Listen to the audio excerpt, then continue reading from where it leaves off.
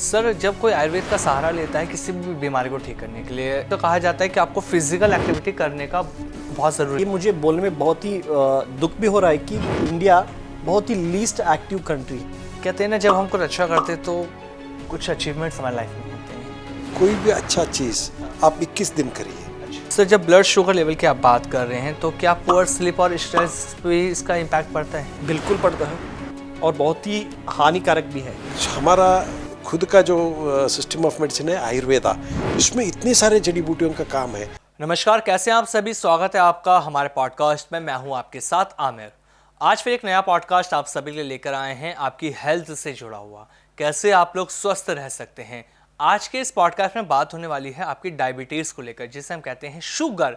एक लाइलाज बीमारी के तौर पर लोगों के अंदर मिथ बन चुका है कि शुगर ठीक नहीं हो सकता, लेकिन ऐसा नहीं है। अगर आप लोग डायबिटिक पेशेंट हैं तो ये गलत धारणा आपके अंदर है कि ये ठीक नहीं हो सकती। डायबिटीज़ आपकी रिवर्सेबल है, ये ठीक हो सकती है, बशर्ते आप लोगों को प्रॉपर और सही ट्रीटमेंट मिलना ज़रूरी है। आज के पॉडकास्ट में हमारे साथ दो ऐसे गेस्ट मौजूद हैं जो एक डॉक्टर हैं और एक सिर्फ एक आम इंसान से उन्होंने आप लोगों के लिए एक ऐसा प्रोडक्ट लॉन्च किया, एक ऐसा प्रोडक्ट बनाया जिसको लेने से आपकी डायबिटीज़ ठीक हो सकती है। इंजीनियर कैसे रिसर्च कर सकते हैं, सोचिए। उन्होंने आयुर्वेद में जाके रिसर्च किया। आयुर्वेदाचार्य नहीं हैं वो सिर्फ अपनी कंपनी के सीईओ हैं। हम बात कर रहे हैं गिरीश बानवी जी और डॉक्टर अनिकेत बानवी जी की। डॉक्टर अनिकेत बानवी जी जो कि सीएमओ हैं। सर, आप दोनों का बहुत बहुत स्वागत है हमारे पॉडकास्ट में। नमस्कार। थैंक यू सर, आपके बारे में मैं जितना पढ़ता हूँ ना, मुझे बहुत इंटरेस्ट आता है आप लोगों के साथ। आपके साथ पहले भी पॉडकास्ट किया, आज फिर मौका मिल रहा है आप दोनों के साथ एक बार पॉडकास्ट करने का। सबसे पहले सर, आपकी जर्नी के बारे में मैं जानना चाहता हूँ, क्योंकि एक इंजीनियर के लिए ना आसान नहीं होता लाइफ में नई नई चीज़ें करना, क्योंकि ना वो सोचता है कि बस अब ये कर लिया, वो फ्रस्ट्रेट भी हो जाता है, क्योंकि इंजीनियरिंग की पढ़ाई इतनी ईजी नहीं है, बहुत ज़्यादा टेंशन देती है। लेकिन उसके बावजूद आपने जब जड़ी बूटियों पे काम किया, क्योंकि जड़ी बूटियों को समझना आसान नहीं है, कोई नहीं समझ सकता जल्दी से जब तक उसमें प्रॉपर वो रिसर्च ना करे। आपके अंदर ये दिलचस्पी कहाँ से जागी, इंटरेस्ट कहाँ से आया कि मुझे इंजीनियरिंग नहीं करनी, मुझे रिसर्च करना है, जड़ी बूटियों के बारे में जानकारी लेनी, ताकि लोग अवेयर हो सके? ये कैसे पॉसिबल हुआ? आमिर जी, मैं जब भी इंजीनियरिंग ख़त्म किया तो इंजीनियरिंग का फील्ड में ही काम करते गया। अच्छा। मतलब मेरा एक मकसद था, मैं किसी के यहाँ नौकरी नहीं करना है अच्छा। और खुद का बिजनेस या एंटरप्राइज करना है जी। तो जैसा ही मैं इंजीनियरिंग ख़त्म किया, मैं छोटा सा एक प्लास्टिक का इंडस्ट्री डाला, उसमें सक्सेसफुल नहीं हुआ। उसके बाद stabiliser, voltage stabiliser, air condition को काम किया। उसके बाद एग्रीकल्चरल इक्विपमेंट में क्या, मैं उधर भी सक्सेसफुल नहीं रहा। थोड़ी बहुत चलता था उसमें, लेकिन मुझे जॉब सेटिस्फैक्शन नहीं रहता था। जो भी काम आदमी करता है वो कितना भी कमाए, लेकिन वो काम में उसको दिलचस्पी रहना चाहिए, खुश होना रहना चाहिए, भले वो छोटा ही कमाए। लेकिन ऐसा करने में मुझे फिर भी मैं ढूंढते रहता था। एक दिन हिंदू पेपर, जो इंग्लिश न्यूज़पेपर है, उसमें एक एडवर्टाइजमेंट था। दिल्ली में एक medicinal plant and aromatic plants के ऊपर एक सेमिनार होने वाला है। It was in the year 90s में। 1990 में मैं दिल्ली, कर्नाटक से इधर दिल्ली में आया, 3 दिन रहा और उसमें अटेंड किया टू नो मोर, ज़्यादा जानकारी लेने के लिए। और ये ऐसा मुझे बहुत दिलचस्प फील्ड लगा। जड़ी बूटियाँ और सुगंधित द्रव्य और ये सब मुझे बहुत अच्छा लगा। तो ये इंटरेस्ट से मुझे कुछ इरादा रख के नहीं आया, कुछ सीखने के लिए आया। तो उसमें ऐसा जैसा बोलते हैं ना, भगवान ने सब लोगों को एक एक करने के लिए लिख के भेजा रहता है। मुझे आयुर्वेद में करना है करके वो मोस्टली मुझे ऐसा लिख के भेजा है भगवान का, जो लगता है मुझे। तो क्या हो गया, डाबर वाले एक आए मैनेजर, उन्होंने एक मुझे फल का पील दे दिया। अच्छा। पील दे के इसको हम यूज़ करते हैं। ये तुम कर्नाटका में कार्ड छपाया था, तभी कार्ड नेटवर्किंग किया था वो सेमिनार में। तो कर्नाटका में मिलता है, ये से सप्लाई कर सकते हो क्या? तो मैं एक्सप्लोर करता हूँ, मुझे तो जानकारी नहीं था। तो मैं एक्सप्लोर करता हूँ बोल के मैं वापस गया, फॉरेस्ट डिपार्टमेंट जाके इनका जानकारी ले लिया।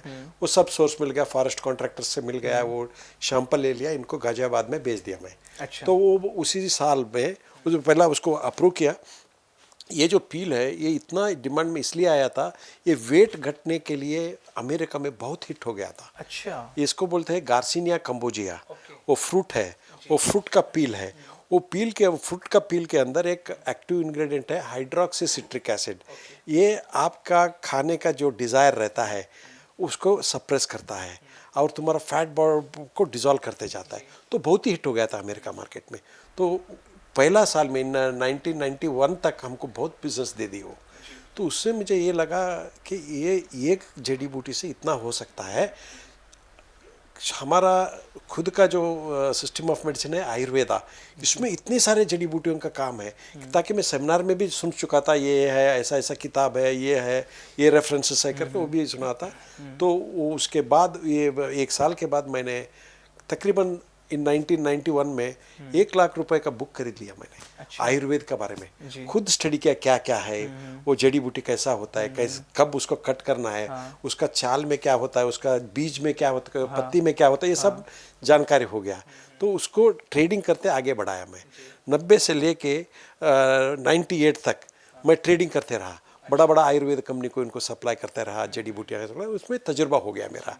तो उसके बाद कोई मुझे सुझाव दिया, अभी तक तो इतना एक्सपीरियंस है आपको, तो आप क्यों ना एक फॉर्मुलेशन या आयुर्वेदिक मैन्युफैक्चरिंग यूनिट नहीं करते हो। तो ऐसा मेरा जर्नी भगवान से एक मैसेज आया, तो मैं ये लाइन पे आ गया। ये मेरा ब्रीफ आयुर्वेद में कैसा जल्दश पे आया इंजीनियर होते, ये मेरा स्टोरी है। ग्रेट सर, वंडरफुल जर्नी रही है और आगे भी अभी मैं बहुत कुछ आपसे पूछने वाला हूँ, जिस तरह से आपने हर्ष पे काम किया है। डॉक्टर अनिकेत जी, जैसे मैंने कहा कि हम डायबिटीज़ के बारे में बात करने वाले हैं। पहले तो सबसे पहले लोगों को यही नहीं पता होता कि डायबिटीज़ क्या है। क्या सच में डायबिटीज़ रिवर्स हो सकती है? कौन कौन सी डायबिटीज़ रिवर्सेबल है, ये थोड़ा सा आप हमें बताइए। डायबिटीज़ में 2 तरह के डायबिटीज़ माना जाता है, और हालांकि और बहुत सारे भी आ रहे हैं। उनकी भी थोड़ा थोड़ा एक इंट्रोडक्शन दे देता हूँ। सबसे पहले तो टाइप 1 बोला जाता है। इसको इंसुलिन डिपेंडेंट डायबिटीज़ बोला जाता है। अच्छा। यानी कि जो भी किसी व्यक्ति को ये टाइप 1 आता है, उनको जीवन भर इंसुलिन पे डिपेंडेंट रहना पड़ेगा। ये यूजुअली ऑटो इम्यून डिसीज बोला जाता है, यानी कि खुद के शरीर के सेल्स आपके शरीर के सेल से फाइट करते हैं और उनको डिस्ट्रॉय कर देते हैं। तो ये टाइप 1 है। ये यूजुअली बहुत ही यंगर बच्चों में, जुवेनाइल जो बोलते हैं, जो भी 8 उम्र से 15-20 से नीचे, तो इनको टाइप 1 डायबिटीज़ होता है। बहुत सारों को ये प्रॉब्लम भी है, इंडिया में भी। और एक है टाइप 2 डायबिटीज़। जी। टाइप 2 डायबिटीज़ बहुत सारे अडल्ट 25 to 40-60 ईयर्स तक जो भी एज ग्रुप में आते हैं, इनको टाइप 2 डायबिटीज़ है। ये जो टाइप 2 डायबिटीज़ है, ये आपके जीवन शैली से आया है। अच्छा। ये in between of your life आया है, जी। बीच में आया है। तो इसको हम रिवर्स कर सकते हैं। अच्छा। सही लाइफस्टाइल करेक्शन से, आहार विहार से इसको हम मैनेज कर सकते हैं और आगे बढ़ सकते हैं। तो मैंने और एक बात बोला कि इसके अलावा भी और भी है। तो एक बोला जाता है 1.5 डायबिटीज़। अच्छा। इसको बोलते हैं लार्ड डायबिटीज़।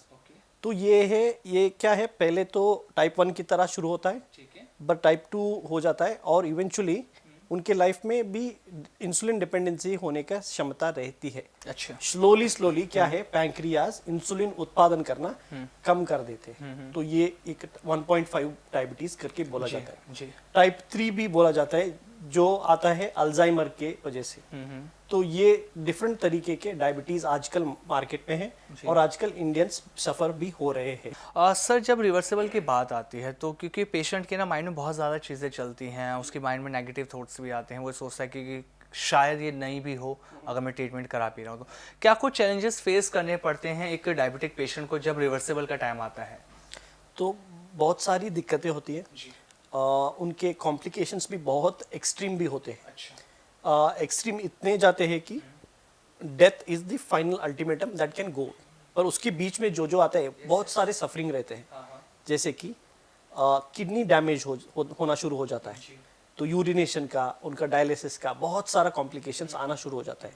ये जब भी किडनी का इशू आ जाता है तो ब्लड प्रेशर को ऑटोमेटिकली वेरिएशन होना शुरू हो जाता है। तो किडनी डैमेज डायबिटीज से हुआ, ऑटोमेटिकली आपका ब्लड प्रेशर भी ऊपर नीचे होना और डिस्टर्ब होना शुरू हो जाता है। उसके वजह से आपका हार्ट डिसीज एंड बहुत सारे कॉम्प्लिकेशंस आने शुरू हो जाते हैं। इसके अलावा रेटिनोपैथी बोला जाता है, रेटिनोपैथी बोला जाए तो आपका आँख का डैमेज हो सकता है, people have lost I site also. उसके अलावा हम न्यूरोपैथी बोलते हैं, न्यूरो बोले तो नर्वस सिस्टम का कोलैप्स होना। बहुत सारे डायबिटिक आते हैं कि हमारे हाथ में और पैर में झंझनाहट और टच करने से हमको सेंसेशन ही नहीं होता है, गर्म है कि कोल्ड है हमको पता ही नहीं चलता है, और बहुत सा बर्निंग रहता है सोने से पहले। ये सारे कॉम्प्लिकेशंस आते जाते हैं। और भी है कि जब वुंड हो जाता है, यानी कि चलते हुए पैर में अगर कुछ इंजरी हो जाता है, ओपन वुंड हो जाता है, हाँ। अगर वुंड हीलिंग प्रोसेस भी बहुत स्लो हो जाता है। Yes yes yes. ये स्लो होने के बाद हाँ हाँ। बढ़ता जाता है, ओपन वुंड जो है बढ़ता जाता है, गैंग्रीन हो जाता है। इवेंचुअली डॉक्टर बोलते हैं कि आपका हाथ या तो पैर बिल्कुल काटना पड़ेगा। True sir. Year on year ये भी नंबर्स बढ़ते जा रहे हैं। यदि आपका ब्लड शुगर लेवल कंट्रोल में नहीं है तो ये बहुत सारे कॉम्प्लिकेशंस आना शुरू हो जाता है। तो बहुत सारी दिक्कतें ऐसे आती है डायबिटीज़ अगर आपके साथ है और आपने मैनेज नहीं किया है। सर डायबिटीज़ को एक गंभीर बीमारी बन चुकी है, क्योंकि अगर हम एलोपैथी की बात करते हैं या आयुर्वेद की बात करते हैं तो लोगों को लगता है कि प्रॉपर ट्रीटमेंट नहीं मिलेगा। आयुर्वेद के पास जाएंगे तो बस हमारी कंट्रोल रह सकती है डायबिटीज़ जब तक हम परहेज करते हैं। आपने जब गिरीश सर रिसर्च किया था हर्ब्स के ऊपर, आपने बताया, तो कौन कौन से वो हर्ब्स थे जिन पर आपने रिसर्च किया और कैसे आपको लगा कि ये जो हर्ब्स पर आप रिसर्च करेंगे डायबिटिक पेशेंट के लिए बहुत ज़्यादा फायदेमंद और ये कारगर साबित हो सकता है? इसमें जो हमारा चरक संहिता और सुश्रुत संहिता जो ये ग्रंथ है हाँ। आयुर्वेद के, उसमें 170 जड़ी बूटियाँ प्रमेह बोलते हैं, डायबिटीज़ के लिए प्रमेह बोलते थे, प्रमेह के लिए बहुत इफ़ेक्टिव है 170। उसमें से हम जो जड़ी बूटियाँ बहुत पोटेंट है, तो 11 जड़ी बूटियों के लेके हम लोग ने उसके ऊपर स्टडी किया, और वो सिर्फ चूर्ण के रूप में हम नहीं दिए हम। यदि आपको करेला का ये 2 ग्लास पीना है बोलते हैं, तो करेला में हम लोग क्या किए, 10 किलो करेला का ड्राई पाउडर लेके उसमें जो औषधि गुण है उसको आइसोलेट करके 10 किलो को 500 ग्राम में बनाया। ऐसा बाद में उसको कैप्सूल में डाला, तो इसकी वजह से क्या होता है, पोटेंसी भी ज़्यादा होता है। और यदि मरीज को आप बता दिए हर दिन 2 ग्लास पियो कर, तो वो 1 दिन करेगा, 2 दिन करेगा, वो नहीं करेगा आगे जाके।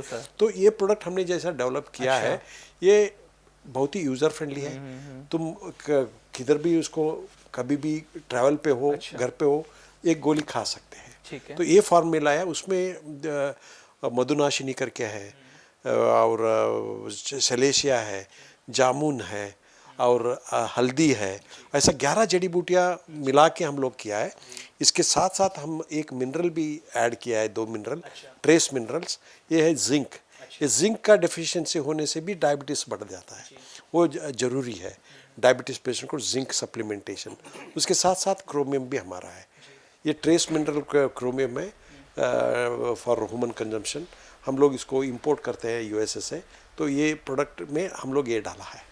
सर आपने जो ये प्रोडक्ट बनाया डायबिटिक पेशेंट के लिए, देखिए डायबिटिक पेशेंट को ये लगता है कि वो जो भी दवाइयाँ खा रहा है ना, बस जब तक उसने खा लिया वो तब तक ही ठीक है। अगर कोई पेशेंट शुगर नॉकर, जो आपकी दवाई का ये नाम है, तो नाम आपने बहुत यूनिक रखा है इसका अगर जो पेशेंट इसको ले रहा है तो उसकी डायबिटीज़ कितने दिन तक उसकी ठीक हो सकती है, या सिर्फ एक एवरेज तक वो कंट्रोल रहेगा, या प्रॉपर उसको रिलीफ इससे मिल जाता है? जी बिल्कुल, ये जर्नी जो है हमारे साथ आप ज्वाइन कर सकते हैं। लगभग 3 से 6 महीने का ये जर्नी रहेगा। इस जर्नी में क्या क्या होता है ये मैं आपको डिटेल में बताता जाऊंगा। जब ये हमारे साथ ये जुड़ते हैं, उनका पहले तो डिटेल्ड कंसल्टेशन होता है, अलॉन्ग विथ उनका जो भी रिपोर्ट्स है, और वो बोलते हैं कि क्या क्या रिपोर्ट्स आपको लेकर आना पड़ेगा कि हम सही तरीके से आपके अंदर शरीर में क्या क्या हो रहा है वो डिटेलली हम जान सकें, और उसके बारे में आपको भी इंफॉर्मेशन दिया जाएगा कि आपका शरीर ऐसा बर्ताव कर रहा है और ऐसा फंक्शन कर रहा है। तो इसको हम डिस्कस करते हैं, हम उनको डिक्टेट नहीं करते, हम उसके साथ डिस्कस करते हैं जो भी आता है हमारे पास, और उनको बताया जाता है कि ये क्यों हो रहा है। और उसके बाद हम जो भी उनको चाहिए, मतलब मेजरली द बिलीफ, तो उसके लिए हम हमारे केस स्टडीज़ प्रेजेंट करते हैं। बहुत सारे ऐसे केसेस भी है कि 8 साल के बाद वो आके मैं शुगर नौकरी लूँगा करके बोले हैं, तो उन्होंने डायबिटीज़ रिवर्स कर लिया और बहुत साल तक कोई मेडिकेशन में भी नहीं है, एलोपैथी में भी नहीं है, शुगर नौकर भी नहीं कंज्यूम करते थे। और 8 साल के बाद थोड़ा बहुत उनका HbA1c बढ़ा, उन्होंने रिपोर्ट देखा, वो आके हमसे फिर से कंसल्ट किए। तो और एक जर्नी में क्योंकि करेक्शन करना है, क्या 8 साल हो गया और क्या क्या नए प्रोटोकॉल्स आपने ऐड किया है लाइफस्टाइल करेक्शन में, आहार में और आपके प्रोडक्ट में, हम जानना चाहते हैं। तो ऐसे जर्नी भी बहुत सारे हो चुके हैं हमारे साथ जब जुड़ते हैं। तो ये 3 महीने का जो प्रोटोकॉल रहता है, हम 3 कंसल्टेशन देते हैं, डिटेलली उनको बोलते हैं कि क्या करना चाहिए, क्या क्या है। मेजरली हम आहार, विहार और औषधि में फोकस करते हैं। तो ये तीनों प्रोटोकॉल्स जब सही से उनके जीवन में इम्प्लीमेंट करते हैं तो रिजल्ट आना ही आना है। पर उसका एक ही पॉइंट ऑफ एजेंडा है कि थोड़ा आप आगे आओ, थोड़ा हम आगे आएंगे, दोनों साथ मिलके ये आपका जो डायबिटीज़ है हम नॉक करेंगे। सर, जब कोई आयुर्वेद का सहारा लेता है किसी भी बीमारी को ठीक करने के लिए, A to Z, मैं खाली डायबिटीज़ का भी यहाँ फिलहाल बात नहीं करता, या कोई भी बीमारी होती है तो कहा जाता है कि आपको फिजिकल एक्टिविटी करने का बहुत ज़रूरी होता है। अगर डायबिटिक पेशेंट की मैं बात कर लेता हूँ, जो पेशेंट अपने डायबिटीज़ को रिवर्सल करना चाह रहे हैं, तो उनकी लाइफ में फिजिकल एक्टिविटी का कितना बड़ा रोल हो जाता है? बहुत ही इम्पॉर्टेंट रोल है। और ये मुझे बोलने में बहुत ही दुख भी हो रहा है कि इंडिया बहुत ही लीस्ट एक्टिव कंट्री है। बहुत सारे रिसर्च भी बाहर आए हैं और उनमें से एक है फिटबिट स्टडी। बहुत सारे फिटबिट का जो वॉच पहनते हैं, उन्होंने, उस कंपनी ने एक रिसर्च किया इंडिया में कि कितने लोग एक्टिव है और क्या है। तो उसमें से 2 रिजल्ट्स बाहर आए। एक है कि इंडिया बहुत ही एक्टिविटी में लीस्ट एक्टिव है, और एक चीज़ है जो वो नींद बहुत कम है उनका, Indians sleep very less also. तो ये दोनों भी बाहर आए। तो इसका क्या है और फिजिकल एक्टिविटी को कैसे देखा जाए और क्या क्या इंक्लूड किया जाए, ये हमारे पेशेंट्स का भी बहुत सारे प्रश्न रहते हैं। तो हम इनको मोटे मोटे में 3 स्टेप्स तो फॉलो करने ही पड़ेंगे। हम बोलते हैं पहला, उनको कार्डियोवैस्कुलर एक्टिविटी को ऐड करना है, जो कि वॉकिंग हो गया, रनिंग, या तो आप कुछ स्पोर्ट्स खेलते हैं, आपको वॉलीबॉल अच्छा है तो वॉलीबॉल खेलिए, फुटबॉल तो फुटबॉल के लिए, आपको शटल बैडमिंटन, टेनिस, आपको जो भी अच्छा लगता है उसमें आप एक्टिव रहिए एटलीस्ट 45 मिनट्स पर डे। ये कार्डियोवैस्कुलर हो गया जी। इसके अलावा और एक चीज़ जो बहुत ही महत्वपूर्ण है, हाँ। और कोई इम्प्लीमेंट करता ही नहीं है और इंडिया में बहुत ही लीस्ट है, इसको हम बोलते हैं स्ट्रेंथ ट्रेनिंग। स्ट्रेंथ ट्रेनिंग का मसल, स्ट्रेंथ ट्रेनिंग आपके बोन्स का, ये सब नहीं हो पाता है। तो यदि बहुत सारे डायबिटिक ऐसे भी हैं जिनका वेट लॉस भयंकर हो जाता है और बहुत जल्दी हो जाता है, 6 महीने में 10 किलो 15 किलो घट जाता है, और डॉक्टर के पास आते हैं, सर मैंने तो वेट लॉस कर लिया अपना और ब्लड शुगर लेवल अभी भी हाई है, ये क्यों हो रहा है? तो जब आपको बोल दूं कि आप जब वेट लॉस डायबिटिक होते हैं और उस दौरान आपका वेट लॉस होता है, तो आपका खाली वेट नहीं घट रहा है, आपका मसल मास भी घट रहा है। जब भी ये मसल मास घटता है, ये एक सेल यूनिटी है जो ग्लूकोज अंदर जाना चाहिए और एनर्जी के बतौर यूटिलाइज होना चाहिए। तो ये जब नहीं हो पाता है तो आपके जो शुगर है वो ब्लड स्ट्रीम में ही रहेंगे, ब्लड के मतलब ब्लड वेसल के पाइपलाइन में ही रहेंगे। तो जब भी आप प्रिक करोगे और देखोगे तो आपका ब्लड शुगर लेवल हाई आता है। तो ये मसल लॉस को भी हमको रिटेन करना पड़ेगा, और जैसे जैसे हम एज होते जाएंगे तो मसल लॉस होता जाएगा। अगर यदि आप अपने ग्रैंड पेरेंट्स को सही से देखो कि जब वो 30 में थे और जब आप 60 में है, तो क्या ये वो श्रिंक हो चुके हैं, क्या उनका बॉडी फिजिकल एट्रीब्यूट्स बहुत ही ये हो गया है? तो इसका यही कारण है कि इवेंचुअली एज वी एज हमारा मसल मास जो है घटता जाता है। तो इसको रिटेन करना पड़ेगा, और वो करना है स्ट्रेंथ ट्रेनिंग से, जैसे कि स्क्वाट्स हो गया, पुशअप्स हो गया, पुलअप्स हो गया। ये सारे एक्टिविटीज़ आपके मसल को रिटेन रखते हैं और आपको ब्लड शुगर लेवल मैनेज करने में बहुत ही मदद करेंगे। सर, जब ब्लड शुगर लेवल की आप बात कर रहे हैं, तो क्या पुअर स्लीप और स्ट्रेस पे इसका इम्पैक्ट पड़ता है? बिल्कुल पड़ता है, और बहुत ही हानिकारक भी है। जैसे कि मैंने फिटबिट का स्टडी का एक उदाहरण दिया, स्लीप डिप्राइव्ड है इंडिया। बहुत सारे कारण हैं हम स्लीप डिप्राइव्ड क्यों हैं, पर उनमें से एक बहुत अधिक है कि हमारा आर्टिफिशियल लाइट कंजम्पशन, यानी कि जब शाम होता है तो हम लोग घर में लाइट्स ऑन रखते हैं, हम फ़ोन पे ज़्यादातर रहते हैं, तो ये भी एक कारण है कि हमारा स्लीप को डिले कर रहा है। तो ये जब तक लाइट रहेगा हमारा बॉडी एक हार्मोन प्रोड्यूस नहीं करेगा, उसको बोला जाता है स्लीप हार्मोन, मेलाटोनिन। जब भी आपके शरीर में मेलाटोनिन प्रोडक्शन नहीं होगा, और ये कब होगा मेलाटोनिन प्रोडक्शन, ये ओनली होगा जब डार्कनेस है। तो इसलिए एंशिएंट टाइम में और हमारे पुराने ज़माने में लाइट्स वगैरह का तो, इलेक्ट्रिसिटी का तो ये ज़माना नहीं था, तो तब 6 बजे 7 बजे तक कंप्लीट डार्कनेस हो जाता था। तो ऑटोमेटिकली बॉडी का आई रिसेप्टर से सिग्नल जाता था कि अभी शाम रात हो चुका है, आप वो हार्मोन प्रोड्यूस करो मेलाटोनिन, और आप सोने को चले जाते थे। तो ये नेचुरल फिनोमेना था। हाँ। इसको सर्केडियन रिदम आजकल बोला जाता है। और इसको हमने डिसरप्ट कर दिया है जी, आर्टिफिशियल लाइट कंजम्पशन से, फ़ोन के कंजम्पशन से। Yes, yes. तो इसीलिए आजकल इंडियंस 9 बजे के ऊपर ही सोते हैं, बिल्कुल 10, 11, 12, 1, डिनर ही 2 उनका लेट होने लगा है। सब कुछ। बिल्कुल। तो जब आप ये लेट करोगे, उठना लेट होगा। बोला जाता है, कोई भी डॉक्टर आप उनके पास जाओ, बोलेंगे सुबह उठ के एक्टिविटी करो, पर सुबह उठना होता ही नहीं है। उठते ही स्ट्रेस, भागो, बच्चों को स्कूल को छोड़ो, ऑफिस में भागो, घर का चीज़ें करो, बहुत सारे एक्टिविटीज़ आ जाते हैं जो आप फिजिकल एक्टिविटी कर ही नहीं पाते। तो ये सब एक रिपल इफेक्ट है, एक डोमिनो इफेक्ट है। तो स्लीप करेक्शन इतना इम्पोर्टेंट है कि आपको इस लाइफ में कुछ भी अनुशासन लाना है या तो एक डिसिप्लिन लाना है, तो स्लीप को करेक्ट कर लीजिए पहले। गिरीश सर, जिस तरह से अनिकेत सर ने बहुत अच्छी चीज़ें हमें बता रहे हैं डायबिटीज़ को लेकर, आपके 2 प्रोडक्ट मेरे सामने रखे हैं, एक तो शुगर नॉकर, एक और ये प्रोडक्ट रखा है, इसके बारे में भी थोड़ा सा बताएं कि ये डायबिटिक पेशेंट के लिए कैसे काम कर रहा है। ये और एक प्रोडक्ट है बर्बरिन। अच्छा। बर्बरिन ये जो ऐसा जो इंग्रेडिएंट है उसमें similar to your allopathic drug में जो मेटफॉर्मिन होता है, ये नेचुरल सोर्स का प्रोडक्ट है। इसको हिंदी में या संस्कृत में इसको दारू हल्दी बोलते हैं, हल्दी। तो ये आज का तारीख में इंटरनेशनली बहुत इसके ऊपर रिसर्च हुआ है, और इसका बेनिफिट्स आपको स्ट्रेस में हो, डायबिटीज़ में तो बहुत अहम इसका परिणाम है, और तुम्हारा कोलेस्ट्रॉल पे है, ये सब चीज़ पे बहुत एक ब्रह्मास्त्र है। तो इसको हम लोग रिसेंटली लॉन्च किया है बर्बरिन। इसके साथ साथ हम लोग ने दालचीनी डाला है इसके अंदर ही। उसको कॉम्बिनेशन फॉर्मुलेशन जो भी बना है, दालचीनी है और उसके साथ साथ पेपर है, जो काली मिर्च का दाना रहता है। वो क्या करता है, वो आपका शरीर में जब भी कोई मेडिसिन जाता है उसको bio availability to entire body system, तो वो करता है। ये फॉर्मुलेशन बहुत साइंटिफिक रूप से बना है, बहुत ही असरदार ये एक हमारा प्रोडक्ट है। ये भी हमारा वेबसाइट nocdiabetes.com के ऊपर मिलता है, तो ये भी इसका उपयोग लोग ले सकते हैं।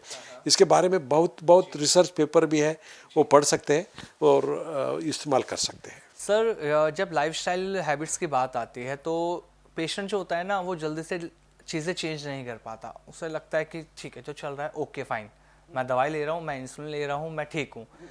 तो उनको कैसे मोटिवेट किया जा सकता है ताकि वो अपने लाइफस्टाइल को चेंज कर सकें और एक हेल्थी लाइफ को जी सकें? एक मॉलिक्यूल है और एक मतलब न्यूरो ट्रांसमीटर भी बोला जाता है। उसका नाम है डोपामिन। बहुत सारों ने इसका नाम भी सुना होगा। इसको और एक भी नाम से जाना जाता है, इसको मॉलिक्यूल ऑफ मोर। तो ये मॉलिक्यूल ऑफ मोर क्या है कि आप जितना करते जाओगे उतना आपको करना इच्छा होगी। जैसे कि आजकल मोबाइल स्क्रीन में रील्स देखना बहुत ही एडिक्टिव है, तो ये एक चीप तरीके का डोपामिन सर्किट है। तो आप कंटिन्यूस जाते जाते आपको पता ही नहीं चलेगा कि 1 घंटा कब गुजर गया। True sir. तो ये मोर का इफेक्ट है। तो ये आपका डोपामिन को है चैनल पे लेकर आना है। तो कैसे लाओगे? 2 तरीके हैं।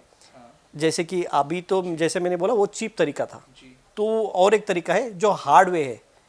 जब आप डिसिप्लिन रहोगे, योगा में एक क्रिया योगा का एक बहुत ही उत्तम ये है उल्लेख है। उसका पूरा श्लोक है तपस स्वाध्याय ईश्वर प्राणिदान क्रिया योगा।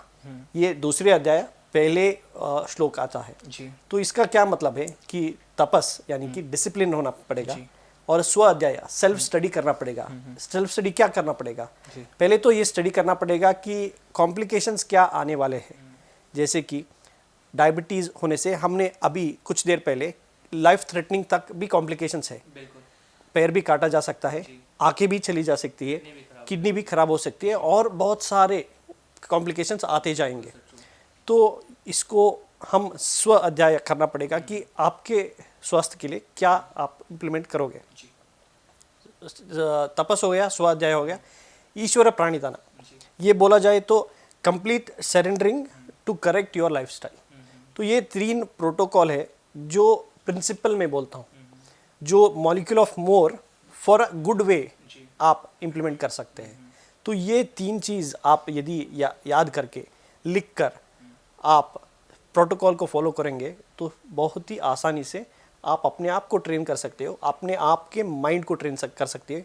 क्योंकि माइंड का एक एबिलिटी है प्लास्टिसिटी, यानी कि ये मोल्ड हो सकता है, आप जैसे चाहिए उसको मोल्ड कर सकते हैं। सो इसको न्यूरोप्लास्टिसिटी बोलते हैं। तो आपके ब्रेन के जो सर्किट्स है आप सही तरीके से चैनल करोगे इन हमारे एंशिएंट प्रिंसिपल जो योग सूत्रास में भी लिखा है, जैसे कि मैंने उल्लेख किया, इन प्रोटोकॉल्स को भी आप सेट करते हुए और आप इम्प्लीमेंट करते हुए आप आगे लेकर जा सकते हैं और आपके लाइफस्टाइल को बहुत ही आसानी से करेक्शन किया जा सकता है और मोटिवेट भी किया जा सकता है। आमिर जी, इसका और एक, मैं सॉरी फॉर इंटरप्शन, प्लीज। और एक चीज़ है, कोई भी अच्छा चीज़ आप 21 दिन करिए, अच्छा, हाँ, तो उसको छूटने के नहीं होता है आपको, उसको आदी बन जाओगे।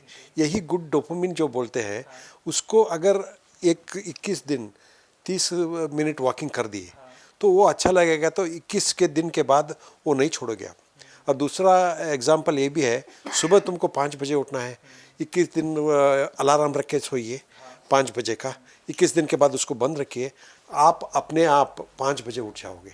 तो ये शरीर का सिस्टम डिज़ाइन किया हुआ है भगवान ने। तो हम लोग इन सबको भूल के ना आज का भागदौड़ में, स्ट्रेस में, इसमें जा रहे हैं। हम डिजिटल हो चुके हैं ना सर, तो इसलिए हम ये भूल चुके हैं कि हमारे लिए क्या सही है क्या गलत है।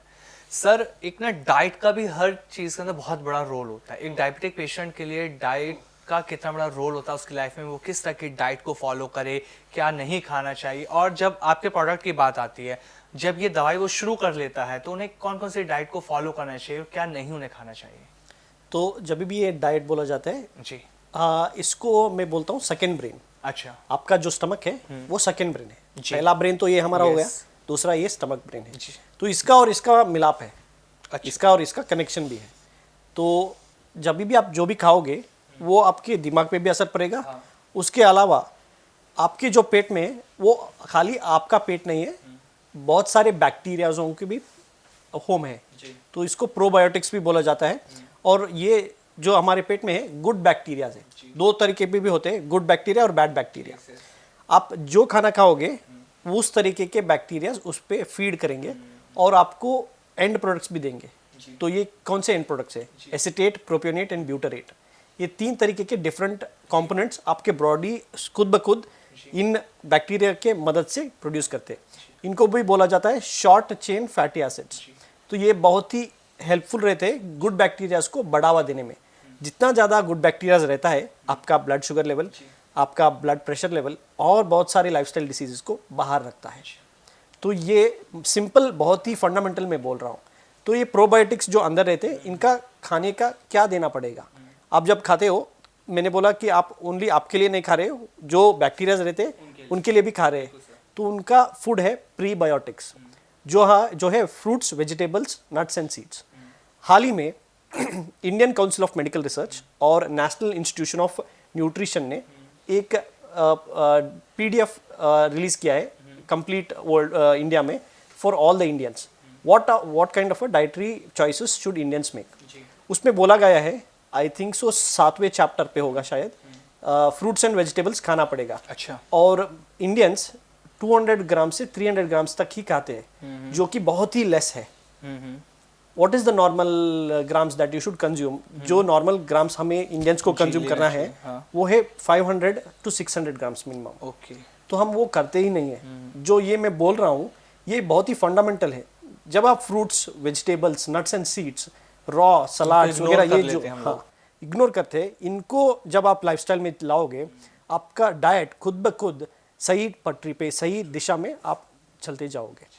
आमिर जी, और इसके बारे में जब हमारा मरीज लोग भी ले लेंगे, हम इसके साथ एक डाइट चार्ट भी रखा है। अच्छा। जब जैसा वो लोग लेंगे तो इसको किस चीज़ को खाना है, किस चीज़ को नहीं खाना है, खाने में क्या रहना चाहिए, खाने में the following should not be consumed, ये है क्या कंज्यूम करना है। ये बहुत ही आसानी होता है, इसलिए हम लोग डायरेक्टली इसके ही अंदर रखते हैं। आपने बहुत इजी कर दिया लोगों के हाँ, लिए। इजी है और यूज करने में। अभी मैंने जिस प्रोटोकॉल की बात की, ये बहुत सारे स्टेप्स उसमें क्लियर स्टेप बाय स्टेप लिखा गया है। जी जी जी, तो बहुत शानदार। अगर मैं सर आपकी लाइफ के बारे में थोड़ा सा जानना चाहता हूँ, कहते हैं ना जब हम कुछ अच्छा करते हैं तो कुछ अचीवमेंट्स हमारी लाइफ में होते हैं। डॉक्टर अनिकेत जी, आपकी लाइफ में अब तक क्या कुछ ऐसा अचीवमेंट रहा जो आपको सबसे ज़्यादा यादगार आपके लिए रहता है कि हाँ मेरी लाइफ का बहुत बड़ा टाइम था या बहुत बड़ा वो दिन था? तो इसके लिए तो एक मेरा point of view wider lens से आपको मेरी कहानी जानना पड़ेगा। और मैं इस लाइन में इसलिए नहीं आया कि मेरे पिताजी है। बचपन में इन्होंने मुझे हॉस्टल में रखा। जब मैं छठी कक्षा से हॉस्टल में हूँ, जब हॉस्टल में रखा गया तो दो चीज़ें बहुत अहमियत उधर दिया जाता था। एक है योगा, हर रोज़ योगा करवाते थे। अच्छा। और जब मैं घर से जा रहा था हॉस्टल को, तो मैं खिड़की से यही सोच के जा रहा था कि मैं हॉगवर्ट्स जा रहा हूँ। क्योंकि जब मैं बचपन में था, हैरी पॉटर्स का बहुत टीवी में क्रेज था। तो मैं सोच के ये जा रहा था कि मैं भी मैजिक सीखूंगा। ऐसा एक बचपना से एक थॉट से जा रहा था। और बहुत बड़े होने के बाद मैंने जब पीछे मुड़ के देखा तो लगा कि मैंने सही से सीखा है। वो था योगा, इंडियन मिस्टिकल आर्ट में बोलता हूँ इसको। क्योंकि योगा बहुत ही एक आसना, और बहुत सारे अभी आजकल आसना और प्राणायाम के ही बात करते हैं, पर अष्टांग योगा है जो यमा नियम आसना प्राणायाम प्रत्याहार धारणा ध्यान, ये एक फुल रेंज ऑफ लाइफस्टाइल ही है। Yoga is a lifestyle itself. तो इसको कैसे सीखा जाए, ये छठी कक्षा से शुरू हुआ। और जब मैंने ये बैचलर्स डिग्री की, जो bachelors of naturopathy and yogic science है, इसमें एक मुझे अपॉर्चुनिटी आई जिधर हमारे कॉलेज से 60,000 पीपल्स वेर उनको जमा करके एक ही टाइम पे एक ही समय में योगा करवाया जा रहा था। तो उसका एक में भाग बना। लगभग 100 से 150 लड़कों को चुना गया। उसमें इंस्ट्रक्टर और डेमोन्स्ट्रेटर का दर्जा दिया गया। हमको ट्रेनिंग दिया गया कॉलेज से, और हमको डिफरेंट गांव्स को भेजा गया। तो उनमें से मैं भी एक था। और मुझे 1000 मेंबर्स का एक गांव दिया गया था। 1000 मेंबर्स का मुझे उनको कंट्रोल करना है और उनको योगा सिखाना है और उसको एक ही टाइम पे करवाना भी है। तो ये सब करने के बाद वो गिनीज रिकॉर्ड्स ऑफ बुक में दाखिल हुआ और उसका सर्टिफिकेट भी हमको दिया गया कॉलेज की तरफ से और गिनीज वर्ल्ड की तरफ से। तो मैं अपने कॉलेज से भी बहुत शुक्रगुजार हूँ, जो SDM college of naturopathy and yogic science है, जिसने मुझे बढ़ावा दिया, जिसने मेरा हाथ पकड़ा। और बहुत सारे सीनियर्स डॉक्टर है, बहुत सारे सीनियर मेरे थे जो मुझे हाथ पकड़ के मुझे बहुत ही हौसला दे के मुझे आगे लेकर गए। तो ये आज मुझे बहुत खुशी होती है और याद भी होती है कि जिस तरीके की जर्नी मुझे चल के इधर तक लेकर आए भगवान जी, पिताजी और इस सारा संसार भी। वाह सर, मतलब आप जैसे लोग ही हैं जो लोगों से राह दिखा पाते हैं, उनको बता पाते कि लक्ष्य छोटा या बड़ा नहीं होता, बस आपके अंदर जज्बा होना चाहिए। आपने वो जज्बा दिखाया और आप एक डॉक्टर होने के नाते लोगों को ठीक कर रहे हैं। सर लास्ट में मैं ये पूछना चाहता हूँ, अगर जो लोग हमारे व्यूअर्स से देख रहे हैं पॉडकास्ट, आपकी जो डायबिटिक की जो मेडिसिन है इसको कैसे मंगवा सकते हैं? सर ये हमारे वेबसाइट है nocdiabetes.com। इस वेबसाइट में आपको सारी जानकारी मिल जाएगी, आपको स्टेप बाय स्टेप प्रोटोकॉल्स भी मिल जाएंगे। आप इधर से हमारे प्रोडक्ट्स भी ले सकते हैं और हमारा पर्सनल कंसल्टेशन भी है जो आपको हैंड होल्डिंग के जर्नी में भी लेकर जा सकते हैं, जो 3 महीने का रहता है। हालांकि ऐसे भी प्रोडक्ट्स को लेकर आप शुरू कर सकते हैं, पर डॉक्टर गाइडेंस होना बहुत ही सही रहेगा, क्योंकि आपको किस दिशा में जाना है, कितना करना है, क्या नहीं करना है, ये आपको सही तरीके से बोला जाता है और आपको आसान हो जाता है कि जब आपको मालूम है क्या करना है क्या नहीं करना है। और कोई आपको डायरेक्शन देता है, जैसे कि अभी मैंने मेरे जर्नी में बारे में बोला, योगा ने डायरेक्शन दिया, हॉगवर्ड्स ने डायरेक्शन दिया, पिताजी ने डायरेक्शन दिया और मेरे कॉलेज ने डायरेक्शन दिया।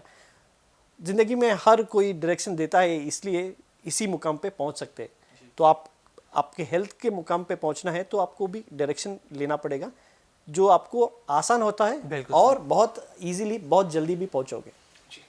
बहुत शानदार सर, आप दोनों ने जिस तरह से पूरे पॉडकास्ट में जानकारी दी है डायबिटीज़ को लेकर, और आपने जैसे हर्ब्स पे काम किया सर, एक इंजीनियर होने के नाते बहुत बहुत शानदार चीज़ें आप लोगों ने मुझे बताई, और बहुत मज़ा आया मुझे आप लोगों से पॉडकास्ट करने में, और लोगों को भी बहुत रिलीफ मिल पाएगा, क्योंकि डायबिटिक पेशेंट ऐसा होता है ना, उसे लगता है कि अब काश मैं ठीक नहीं हो सकता, काश कोई ऐसा मिल जाए जो मुझे ठीक कर दे। अब आप लोगों के माध्यम से वो ठीक हो पाएंगे आपकी दवाई का सेवन करने के बाद। बहुत धन्यवाद आप दोनों का। नमस्कार सर। नमस्कार सर।